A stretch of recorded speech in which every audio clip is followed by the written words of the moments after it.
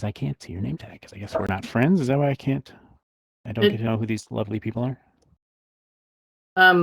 Tristia is the one you were looking at, but now you turned. And she's off mute, but she's not talking. But sometimes we all have audio problems. Eugenia is in the pretty dress. She's right in front of you. Wonderful. A rainbow Hello. dress. She will go off mute. Hello, Eugenia. Very nice to meet you. I'm Ari. We're just about to start. You're perfectly on time. Wow, look at all the things here. What is our And time? I'm gonna be on mute, guys. Okay, and it is straight up.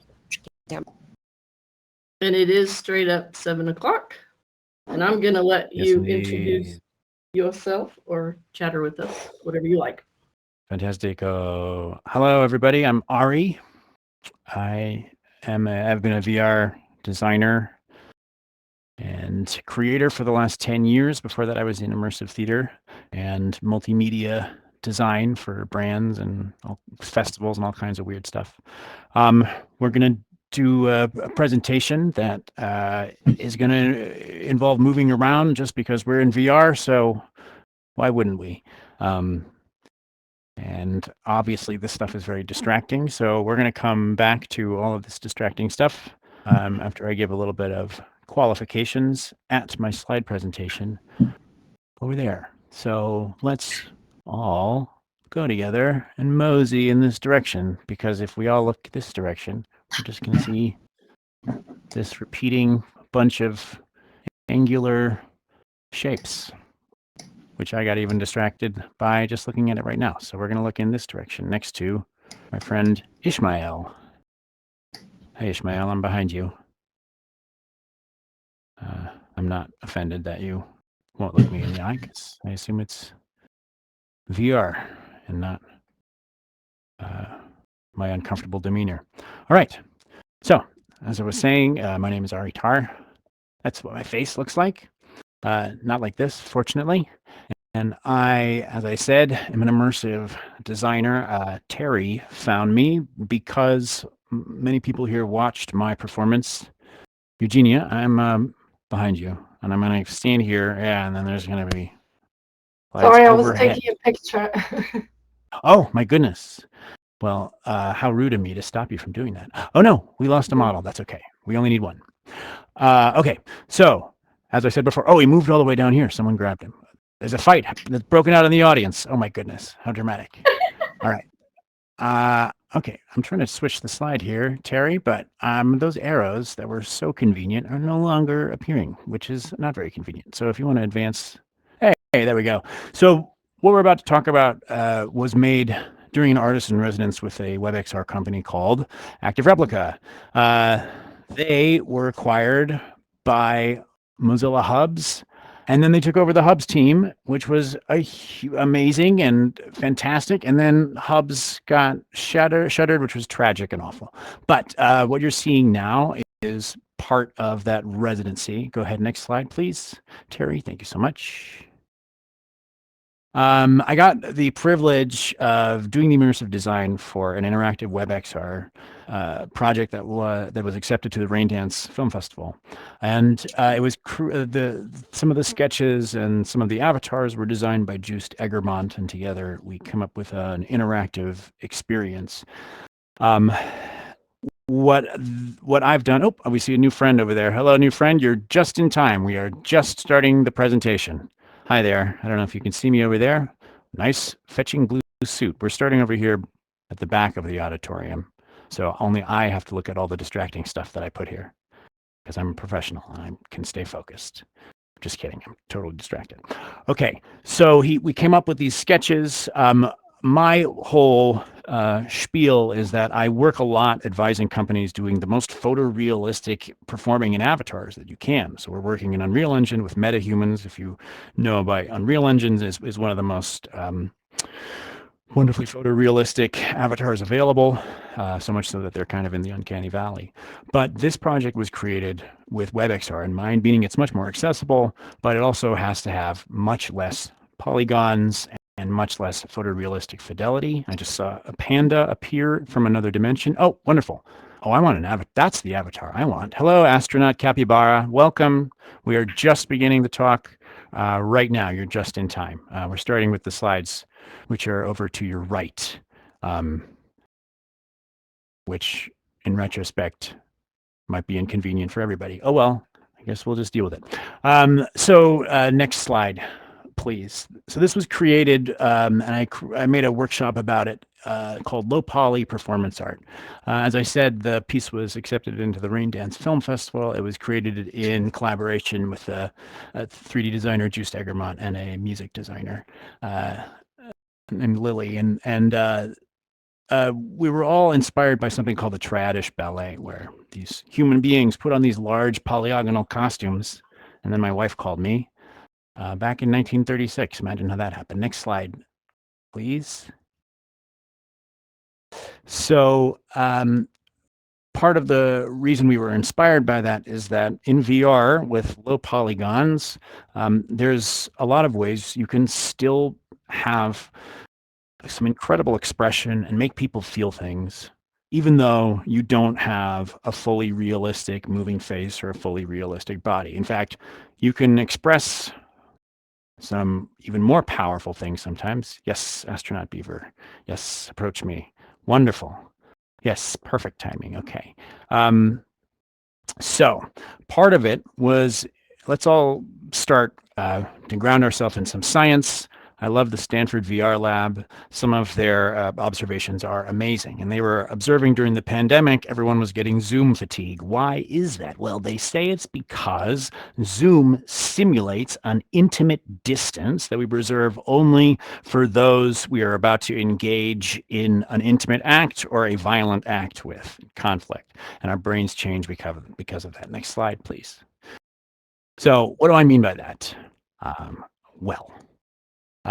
There's a lot of theories, both from some older science and then some newer science that, so right here we've got a diagram of how the science of proxemics work tied to the triune brain. So the triune brain is this 3-layer part of the brain that is a massive oversimplification, but essentially there's 3 layers of your brain that are all interacting with each other. There's your prefrontal cortex. And so who's in VR and is able to talk? Anybody? Is anybody in VR? Well, none of us are in VR. Well, I can't do my awesome presentation. Well, we'll just have to simulate a Zoom distance then. We'll just have to make do. Angela, are you in VR? Raise your hand if you're in VR. I don't see anybody's hands. Do you want me to get in VR or are you good? I am good. I guess we'll do it with the camera. Could I have the camera as my audience volunteer? Yeah. So yeah, go ahead, stand over there. And this is going to be real weird. All right. So as you can see, the public distance is 4 meters. So we're about 4 meters apart here. And then a social distance is between 1 and 4 meters. So this is an acceptable social distance. And then so the personal distance, like, again, you would resolve this is for your family members, your good friends. And then there's this other distance, which you're much taller than me. But if we were to, no, don't back up. This is the whole point of the exercise. Yeah. If you're watching at home, if it's getting uncomfortable, my giant head in your face, that is supposed to simulate the intimate distance. And depending on how close someone is to you, you're using a different part of your brain. So this is why we get Zoom fatigue. The Stanford VR lab posits is because when you are having a Zoom distance that is, and I'm going to get an uncomfortable distance from you, apologies in advance, when it's this close, our brain starts changing how it functions, and we start descending from the limbic system to the lizard brain, preparing for conflict. So why are we talking about that? Next slide, please. I think VR is special in that it can make us feel connected to each other in ways that are different than traditional 2D media. And why live VR? Well, for one thing, it activates different neurons in the brain. The implications are that empathy comes from witnessing other people in 3D space and witnessing something together that's live, not necessarily pre-recorded. Your brain changes if you know if it's live or pre-recorded. Next slide, please, Terry. Oh, yeah.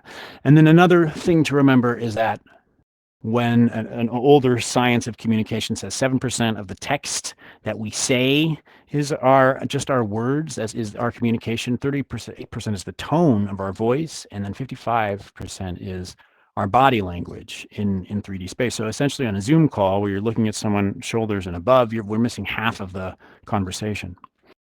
Next slide, please. Also, the brain stores memories different in VR than other media. So it has an ability to affect us, not just our memories, but our experience is being recorded, not like we were watching a movie, but actually in a different part of our brain that makes us feel like we were really there. I've seen a lot of people fall down because they were so, you can see those fail videos online. Well, there's a lot of reasons that happens. It's because vection illusions, but also it tricks your brain into thinking it was real. Next slide, please. And Angela said that's why she doesn't like to go on camera. I was supposed to be telling you what's in the chat, but I forgot. Oh, no. Well, that's okay. Angela, you do not have to be on camera. Absolutely acceptable. No one's going to force you. So the thing that's different also about VR and what this potential is that besides what 2D media can do, which is stoke your dopamine system, VR has what I in my hypothesis is that it has the ability to stoke your serotonin system. And that is triggered by community activity.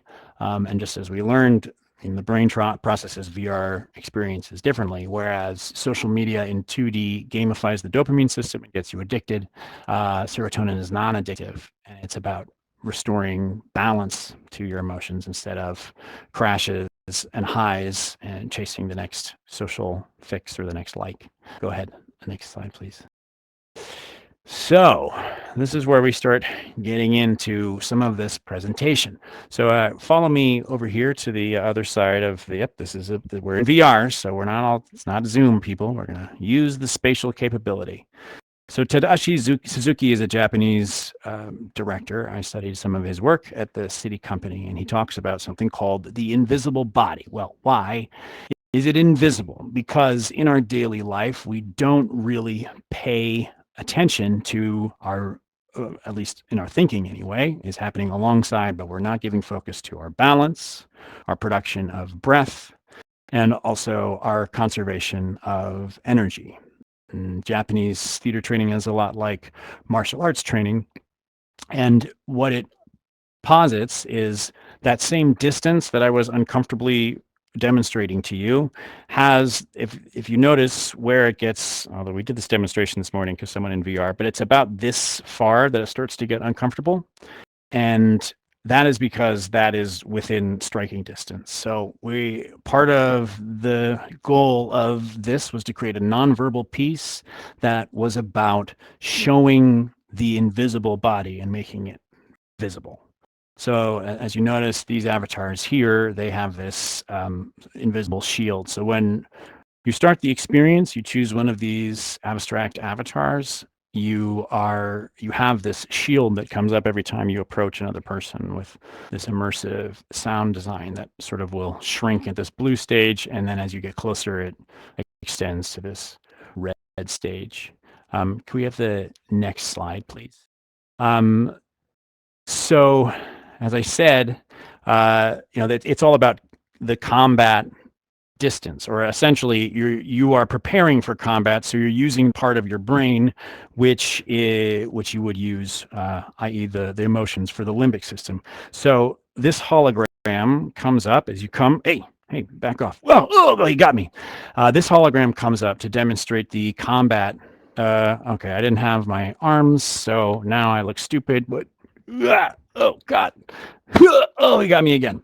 Okay, so this is what you see essentially is the combat shielding of the avatars from this kind of ancient technology, this what we call the communicator here. And you see them in combat. And we're trying to contrast, as you see everything here, these kind of throbbing rocks and cacti are tuned to the human nervous system at 50 beats per minute. And as you look over here, these avatars are replaced by this yellow one here. And you'll notice that you can see the expansion of the chest of the avatar is actually tuned to the same time as these clouds. And if you breathe in time with the clouds and this model over here, yep, I've already moved to your right now. So yeah, everybody just turn about 45 degrees to your right. Adjective beaver, you are on top of this. Let's see, what's the adjective for that? Tenacious. I would call you a tenacious beaver today. So you'll notice it is breathing in one in-breath, and then it's breathing out twice as long. This is called the neurophysical sigh, and this is a signal to your nervous system. What's the scientists say? It's like giving your heart a hug, which sounds kind of condescending now that I say it out loud, but it really does calm down your parasympathetic nervous system. So the attendees of the experience are encouraged to breathe at the same rate. They are encouraged to stand on these spots where three of the participants, and again, this is all through nonverbal coding. Hi there. They are brought to the center. They all intone together. I'm not going to make you sing, but they breathe out with a tone alongside some of the sound design. And when they do that, the intention is that the cones come down, the communicator opens up, and these sort of abstract, what we call buttons, but I've called them buttons, but they're more of these 3D instruments descend as the animation timeline is about to reset. There it is. They unfold, and this was a system in WebXR we created where you could actually use them as a 3D synthesizer. So as they change around, depending on where you moved your hand, there were sound cues, and you would all play this song together. These shapes would transmit the sound up into the communicator, which would then change it into these sound waves, which would then turn the entire landscape into one large instrument. We actually had all of the sand throbbing earlier, but we all agreed it was pretty nauseating to watch sand breathe. So you're welcome for us removing that. Okay, so that is the piece. Now that you're all on my side, I can finally talk about theater because, VR and theater. I hear you ask, why would you combine two unsuccessful things together? Well, two unprofitable things together. The reason is because I think there's this vast spectrum of expression that goes from low poly to high poly. It's much easier to do low poly in VR. You have to try to do that by making a mask and putting it on. So I studied French physical theater. You can see what that kind of looks like in the School of Jacques Lecoq over at the, and I studied with a student of his at the NYU grad program. But it's about how you can unlock the expression of the body by obscuring the face and simplifying the face. All of a sudden, you unlock this kind of magical property of that invisible body by covering the face, because you're bypassing the prefrontal cortex and making, it should be, they want it to be theater that a dog could understand. You can use your limbic system and it can make you feel emotions. And the really crafty, amazing mask performers are so good with their body that they'll hack your brain and make you hallucinate that the mask is moving on its own. Next slide, please, Terry. Right now they've got this, this is larval mask here. So you see these kind of silly looking people with these very simplified masks. It doesn't, they look like emojis actually now that I look at them now, but in 3 dimensions, it's quite different. And you have to take my word for it because we're not going to show a video. Do I have access to change it? Oh, no. Come on. There we go. So besides studying French theater, I've also studied Japanese theater. Here, I'm going to get something and I'll come back because I feel bad for making you guys turn around so many times. But I studied Japanese theater with 2 teachers. One was Chiori Miyagawa, where I got to study the mask theater of No and this kind of intense form of kabuki right here. And then I studied the Japanese form of puppetry with Basil Twist. So then that form is called bunraku, and he's a puppeteer that is New York's darling puppeteer. I don't know what you want to define him as, but a lot of this kind of came together. I was definitely intimidated by the study in general, because it all seems very advanced and mysterious. But the more I learned about it, the more it seemed in line with the kind of work that I wanted to make. The Japanese tea ceremony, I had my first in VR. And it was this incredible, it's this really formalized set of actions. But I was inspired by it because at first I was very intimidated, but I learned that it's really about quieting your mind, doing actions together. And it was an inspiration behind creating this, i.e. that if we come together, we're going to be bringing the conflict and using the wrong parts of our brain. And and there was this establishment of the tradition of the Japanese tea house where we would come together, we would perform these actions together, we would start using the correct part of our brain to build an actual line of communication. Happened during a very violent time in the history of Japan. So in no theater, it's a masked form of theater. This is kind of the form of the Oni demon here. And you'll notice that in 3 dimensions, this is kind of an amazing design because, it's depending on which angle that you take towards the audience, although I'm trying to get my hand out of there, you can see that it expresses all different kinds of emotions. And so as the actor kind of breathes into that, using the angle and shadow, although we don't really have a lot of lighting here, you're using your body to convey to the audience something it certainly cannot be conveyed in 2 dimensions here. One of the reasons that I think mask theater is really important to low poly VR experiences is because I'm essentially wearing a mask right here. You can't see my facial expressions. They're not going to change. So depending on the angle or the rate at which I move or indicate or look at you, we're all kind of doing a little bit of a mask performance here, if that makes sense. Next slide, please. Any moment now. Maybe it's over. Oh, that's the last one. All right. Well, that's what I wanted to say about that. I hope that all hangs together and then we can wrap it up in a nice, tight little package. The last thing I want to say is I'm really passionate about VR and I'm passionate about people meeting in VR. Japanese theater was amazing to study because it's got such a long history, and learning about the prehistory of No theater comes from Shinto, and like most Western theater as well, the beginning of theater is religious ritual, and it's about these prescribed patterns that we go through where we come together a lot of times as a community and have a kind of catharsis, and that is something essential to being human, something that we've kind of lost.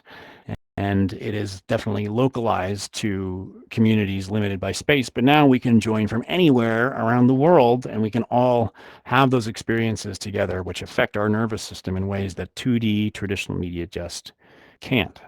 And, we're not there. This is all still pretty clunky, but the promise of the future is, I think, really beautiful and interesting. And I'm really excited that you all are interested enough to come join me tonight in this 3D space and look at some of this weird stuff. I'm Ari. That's my presentation, but I'd love to hear anything from y'all. If you want to type in the chat, or if you have any questions, I am available. Go ahead, hit me with what you got, or I'll just keep yammering. Please interrupt me any moment. I'm hoping you got a question. Hi, Ishmael. I hear you. Hey, great. I'm slowly figuring all this out, so thank you very much for this awesome presentation. I heard you're slowly figuring out something, but you have a robot chipmunk voice, and I can't totally understand what you're saying. So if you can type in the chat, we might hear you better. Sometimes if you leave and come back, that can improve it. Yeah. I just hear you. Yeah. Let's hope that works. Thank you. Oh, wonderful. Tristia Tristan, is clapping and jumping and emoting. she wrote, What- Ishmael, you may need to refresh the page or rejoin. And Eugenia, you can talk. Go off mute and say what you said in the chat. Yeah, I'm interested to know your tech stack between WebXR and 3D models and all that stuff. You're interested to know my what? What was the word? Tech stack, For- like what are you using for all these models, animations? Yeah, Blender. It's all Blender. So for WebXR, it's obviously you don't have a full game engine to really get nuanced about the kind of controls you have. So we used a lot of proximity controls. We kind of created a new proximity system for the synthesizer there. But yeah, this is all just abstract shapes in Blender and Blender timelines.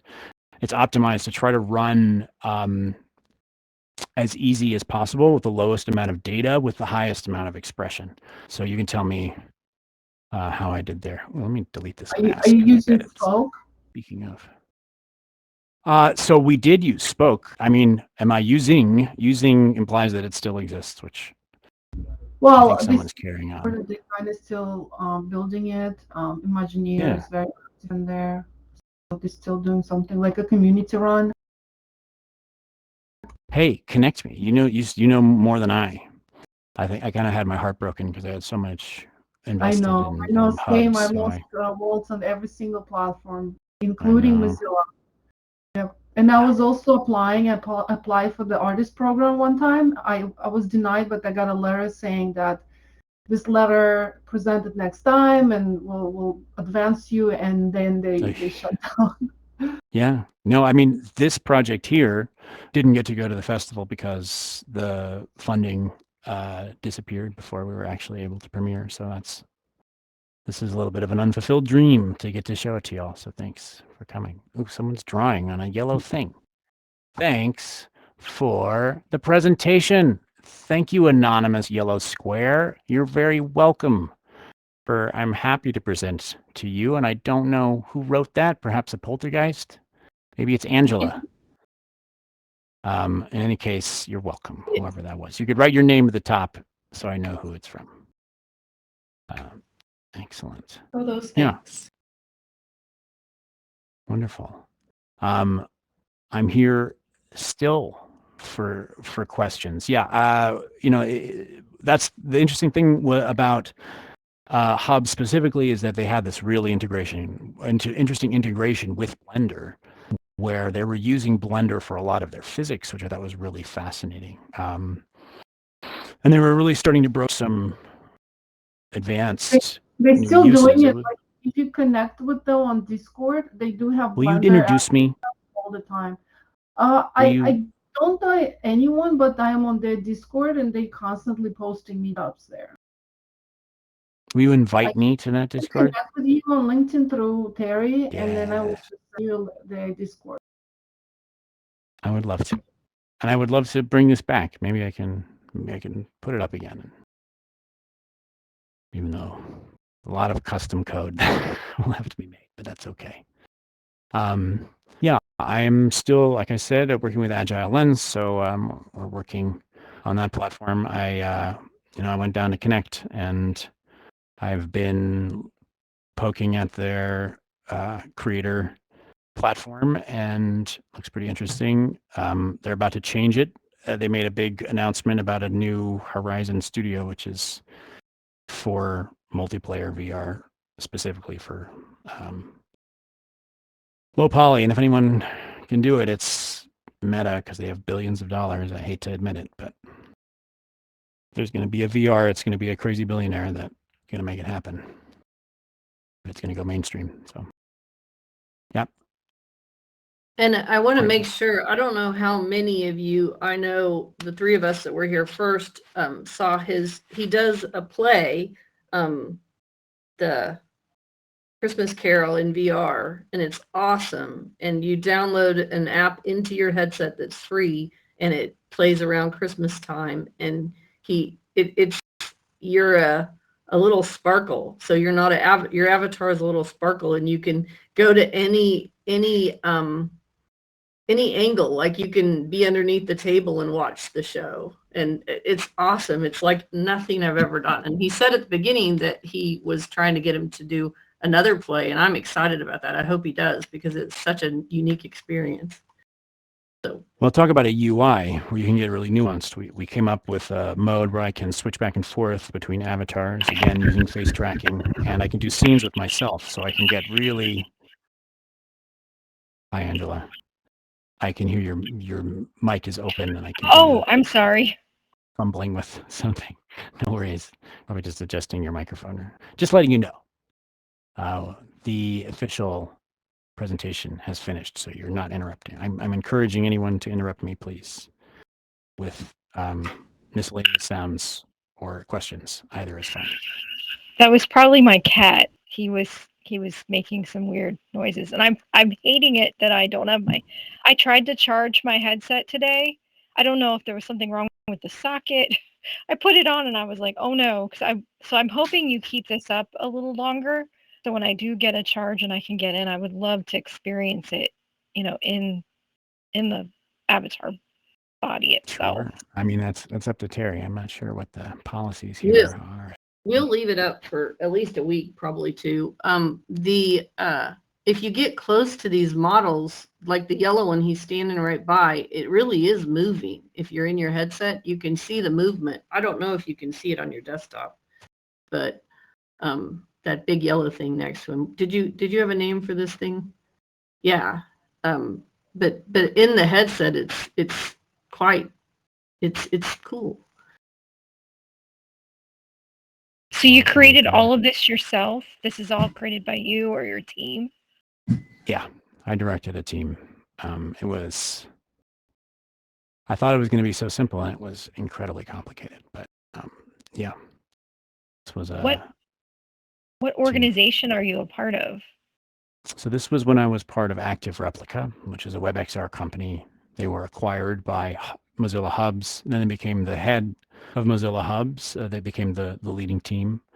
And then, of course, Hubs was dissolved. So Can you hear me now? I can hear you. You sound like an alien. Man, all right. Maybe I have to do a headset. Sorry.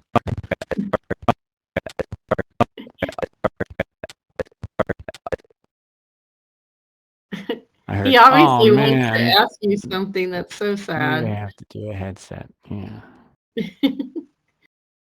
Yeah, go ahead and if you have a question, go ahead and type it in the chat and Terry can ask me. She'll be your voice. But yeah, I'm just... Go ahead. Do you have advice for theater kids? Well, so I've taught... Get into this. I've taught VR theater because during the pandemic, and I was doing a lot of VR theater stuff in the shadows. And then during the pandemic, a lot of universities became interested with what I was doing. So I taught at NYU VR theater, which was a really nice mix of game design students and acting and theater students. A lot of it is difficult because there's the three branches of the actual programming, where they're using like a WebXR, JavaScript environment, or Unity or Unreal Engine. And then there's the asset, the building and the design. And there's a lot that goes into, optimizing assets. So that's on the 3D modeling side. And then there's also the performance and design side. So it's difficult to try to make the software easy enough for theater students who don't have a background in it, and then game design students to teach them as much as we can of some theater principles and how to make people feel things in 3D virtual space is also part of that. So my advice is it's a great place to get started. It's a great place to workshop immersive stuff that's too ambitious or too costly.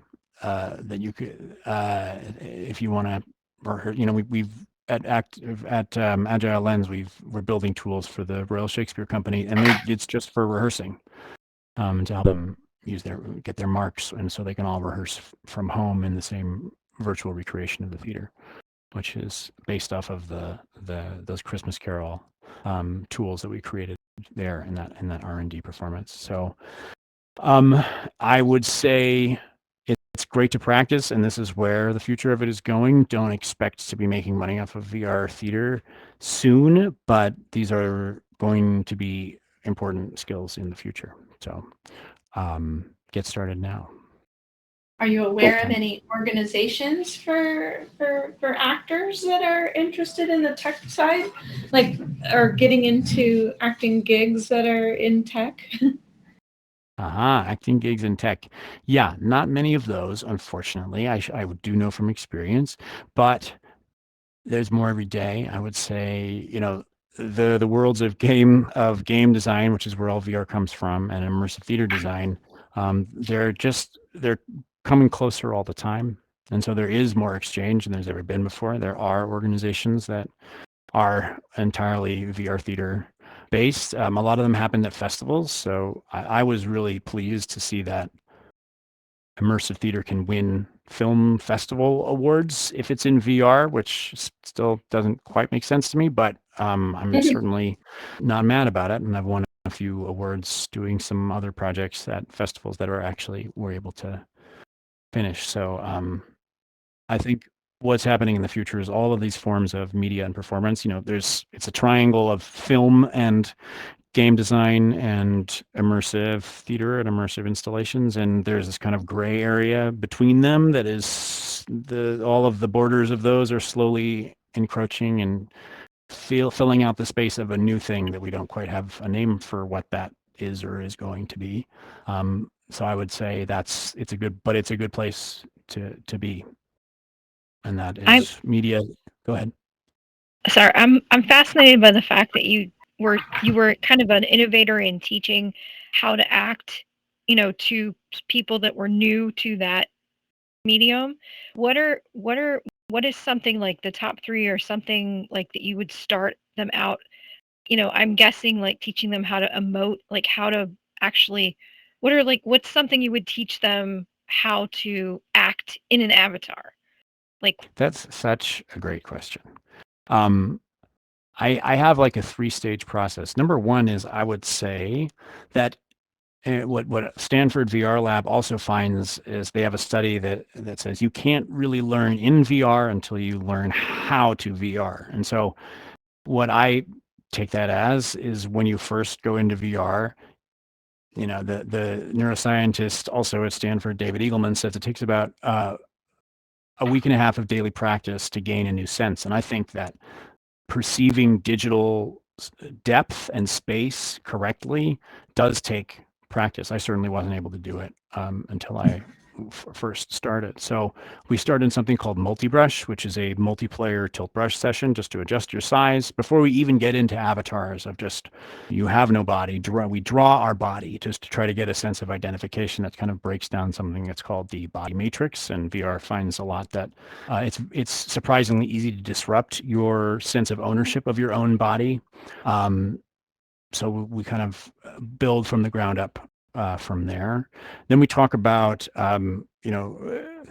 3-point tracking, which is just head and hands, locomotion, how, a lot of Bunraku puppetry uses something called zoo, which is this silent communication between the different puppeteers controlling the different parts of the puppet's body, lower half versus upper half. And you're kind of doing the same thing with your IK software that involves with walking. So for instance, if you're walking here, you're going to want to, I don't know, spatial doesn't let me see what my lower body is doing, but you're always going to kind of want to bob and move your legs at the same time so you're not weirdly stiff while your lower body is doing something that your upper body isn't doing.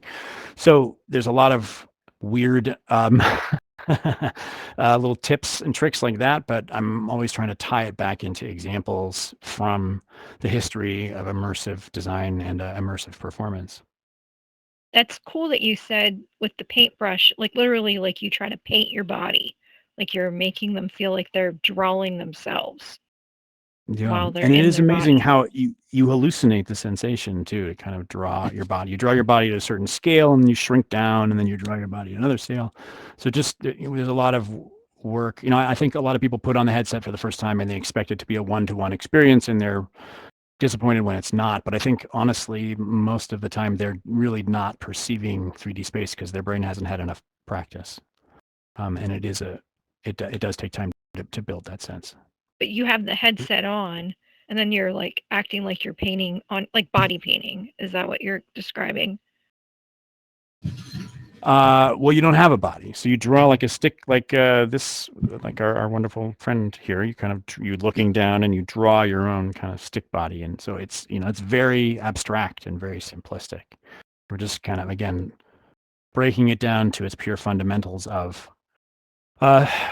something that Gordon Craig called the Uber marionette. The idea that he was kind of thinking ahead in the 1920s towards what motion capture actors would be, which is that you use your body as your expressive tool, and that I think of avatars as a kind of full body digital mask, and that you can't perform one-to-one, so you have to adjust your body to, when you inhabit an avatar, give it this kind of expression. And it doesn't mean you're going to move exactly the same way as we would if we were all IRL in the same room together.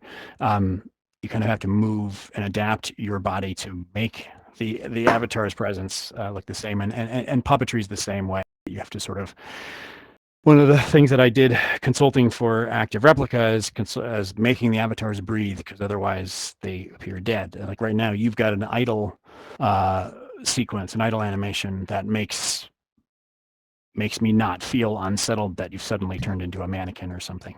And that's by spatial to design for my comfort, that when I'm looking at you, you look like you're listening, and you look like you look active and not dead. Does that answer your question? Do your avatars in your productions have idols as well, or are you completely in control as the actor? Oh, that is such a specific question. When it comes to the most recent one, Agile Lens, the thing is that human perception is incredibly delicate. And when somebody enters the stage, IRL, of course, you can tell instantly if they're uncomfortable, and you become uncomfortable. And this happens, silent communication beyond words. It's the limbic system and the lizard brain again, of like someone is in stress and your breathing adapts, your breathing becomes more rapid as a result. So just being aware of that when you're performing. And I forgot the original part of your question, and I apologize. I was looking at your weird noodle body and I totally lost my train of thought. I was curious about your actual production, whether you yes, I remember what I was animations like idle and other animations. So in the part of the scene, another actor plays all the ghosts, but I play Dickens and Scrooge, and so I'll switch very quickly back and forth where I'll be playing Dickens as one of the characters. Ooh, I just jumped out of my body, but you can't see it, so I won't do that. But I'm playing one of the characters, and then I quickly move over here, but I don't run over there because I press a button and I instantly am transported. And so when I leave the avatar, we gave it an idle animation so that it wouldn't appear dead. But when we did that, what I'm saying, and because I'm doing a scene with myself, all of a sudden my scene partner, which is me, whose body I just left a moment ago, is now behaving in a way and is moving in a way that doesn't match the changing fluid intensity of this particular performance that I'm giving. And therefore, my scene partner just totally crapped all over my scene and isn't giving me anything back. My scene partner, of course, being me a few seconds ago. So we found that in that moment, when the context of an emotion is changing so fast, it was better to treat it more like a puppet, where when I would consciously think ahead to the pose that I was going to leave, so that I knew when I was going to become my scene partner a few seconds later, that particular emotion would stay with me, and that instead of the breathing mismatching, it was actually less noticeable when the avatar was frozen when I left it than if the idle animation didn't match the context of the scene. I thought that was going to Yeah, be a that's simple explanation when I started. No, but that's boy. a really cool answer Wow. because it speaks to the experience and theory behind it, and not just like what you do as a particular company. So that's really cool. Thank you. Remember, I don't have finger guns, even though I look at my hands and I have to make. Well, excellent. You all. Oh, we lost Ishmael, but I think it was a sound issue. You're all still here, paying attention. Are you being It's fast. polite?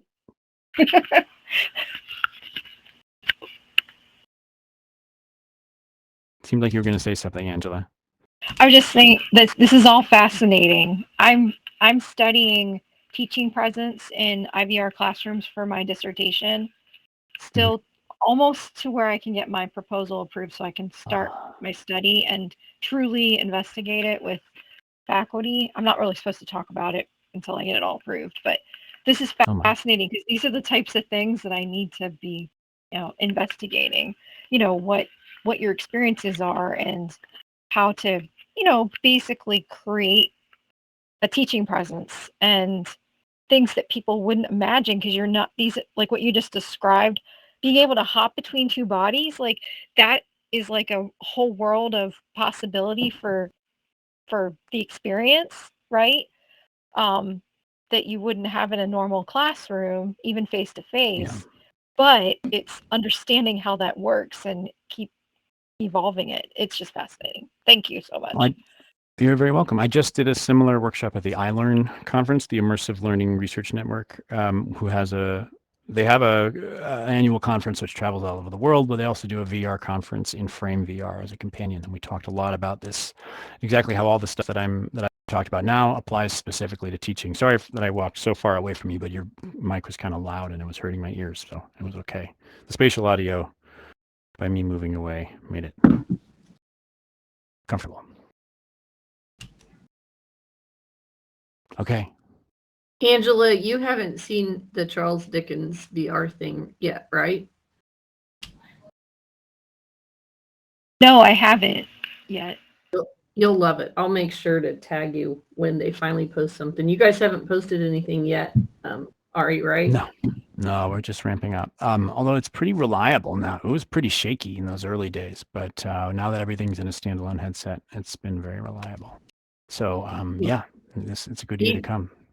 Even when he has complications, it's funny because the whole room will go dark and you're just a little dot in the dark, and it's unreal. It's like nothing I've done in VR because it's live. It's live. You can watch the video, but it's boring. Don't watch the video before you go. It is true. It doesn't translate to 2D as well. No. Well, like you said, you're changing between the two, and you openly acknowledge that you're doing that. So, I mean, I've never been on a stage where the actor changed. Well, they change, but they go and change clothes and come back. Right. I mean, what a luxury to press a button and be in not only a different costume, but a different body.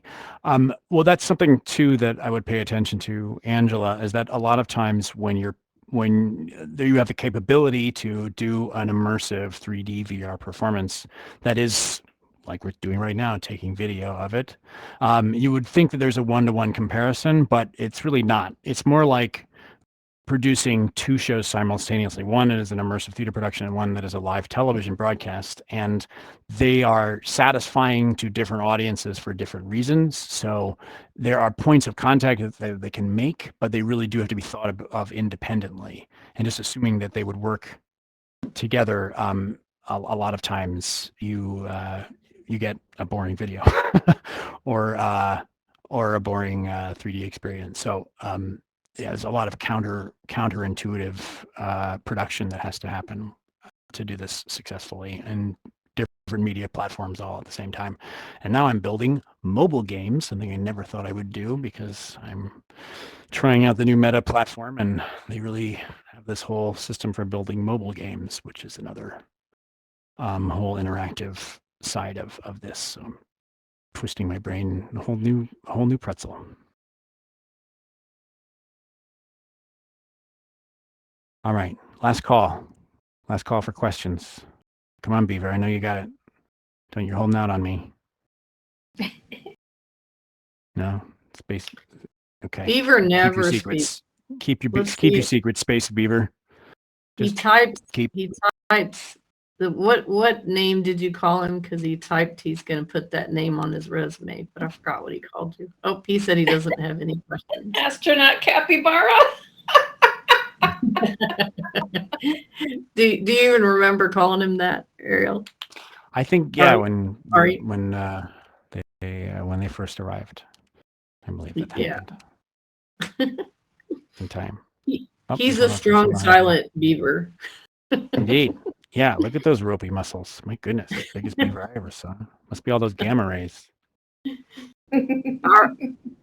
Well, thank you so much for your very interesting, creative presentation and for all the help. I mean, this was a total group effort to get everything to work and to get our sand not to pulsate and drive you all crazy. And Lori, thanks for coming back and doing that today.